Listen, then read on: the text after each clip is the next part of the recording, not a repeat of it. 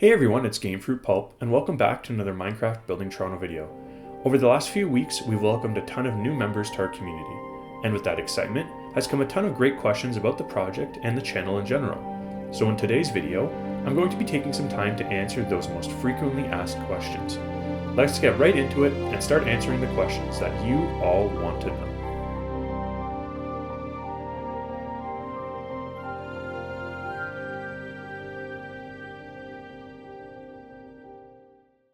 Now, before jumping into your most asked questions, I just wanted to take a moment to thank you all for your support of my content so far in 2026. This year has already been the best year I've ever had on the channel, and we aren't even through February yet. Because of your support, I now qualify for the YouTube Partner Program and can have channel memberships as well as super chats and super thanks during streams and premieres. Our channel memberships offer the same rewards as my Patreon page, but add additional recognition that appears in your comments on the channel. As always, any support of the channel is greatly appreciated. I think that it makes the most sense to start with the most common question I get on my channel, which is one that I always try and mention in my videos, but sometimes viewers might miss it. How do you join or download our Minecraft Building Toronto project?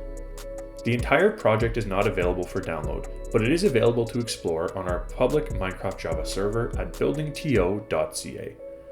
As a visitor to our map, you can not only explore the many things that we've built, but you can also do fun quests and activities that make the map feel more alive. We always try to keep our server on the newest version of Minecraft Java, but that is sometimes delayed based on when plugins that we need to use are updated to the newer versions.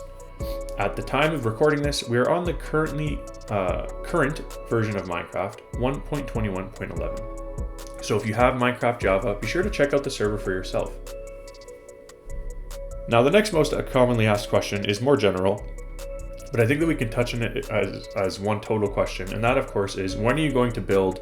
and then insert a wide variety of builds ranging from the distillery district to the commenter's house. This is another good question, especially for those who have not been following the channel or the project for a long time. To best answer this question, I have to explain how our build team progresses. The very first complex that I built on our map, way back in 2017, was Brookfield Place. I did that because the TD Spire Tower of Brookfield Place was always my favorite building growing up. Since then, our build team has expanded outwards from that location in chunks by choosing a direction to work in and building outwards from the part of the map that has already been finished. Because of this strategy, we now have a large chunk of the city that is connected, finished, and alive. But what that also means is we may not get to your favorite area of Toronto for a while, especially if it's not in the downtown core. Moving through your frequently asked questions, we come to a question frequently asked by those who have watched through my videos for long enough to learn that our map is hosted on a public server. And that question is, can I join the project as a builder? The quick answer to this question is yes, but also possibly no. Our build team is always looking for new builders, and we are currently in the process of adding a few new builders to the team as test builders, which is the first step in joining our building team. But that being said, we are also fairly picky about who we add to the team. We don't do this to be mean, but to ensure that we can keep the high quality of building detail on our map that the community expects from us. So if you apply and don't hear back, don't get discouraged. There's more info about what being a builder is like on our team, on my channel from a couple of years ago, and I plan to do an updated video on that soon too, so stay tuned for that. The other thing I want to say is, if you've applied to be a builder recently and haven't heard back yet, that doesn't mean you've necessarily been rejected. We just got a large influx of new builder applications, and we can only do orientation for 1 or 2 builders at a time to make sure that we don't get overwhelmed, making sure our new builders are fitting in with the project well. So if you haven't heard back yet and you applied recently, don't think you got rejected. We just might not have gone back to your application yet. And thank you for taking the time to apply, of course. Next comment, build Brampton next? Probably not. The next most frequent question is related to another really cool Minecraft city building project. This comment is, of course, are we part of the Build the Earth project, or the closely related, why are we not building on the Build the Earth project?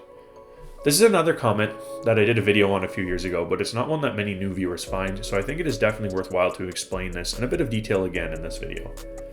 The Minecraft Build the Earth project is a really neat project, but it doesn't fit in with the mission goals for me when I started the Building Toronto project. While that project aims to recreate the entire world, we are of course trying to recreate Toronto with a focus on detail rather than progress and completion. We also obviously work on interiors on all of our buildings, and my understanding is that the Build the Earth project does not. And the most important reason that our team does not build on the Build the Earth project is that our project is actually older. I started working on our map in April 2017, and the Build the Earth project wasn't started until March 2020. By that point, I'd already made some decent progress on our map, a Toronto-focused one, which has Toronto sitting on an exact north-south plane, which is not the case in the real world. I had a vision when I started this project that it would be a city or community-focused map, with the visitor experience offering more than a static city build, but instead an alive project that feels like a city.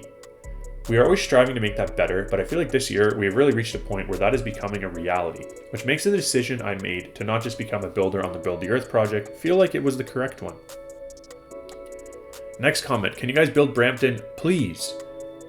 I commented here maybe one day, and I don't want to be a liar, so if we ever finish building all of Toronto, maybe we will expand to Peel region next. Bramptonians rejoice. One of the other most frequent comments I get on the channel is where is the path? And if we have any plans to build the path. For those who don't know, the path is an underground tunnel of networks beneath Toronto's downtown core, which provides people with a different way to navigate the city, with several stores and food options located within the path. There are many path tunnels that exist beneath where we have already built on our project. However, very few of them have actually been done on our map, with only one portion of the northern end of our building perimeter being completed. At this point in the project, we are trying to prioritize getting new buildings completed and adding more interactive things for visitors to do.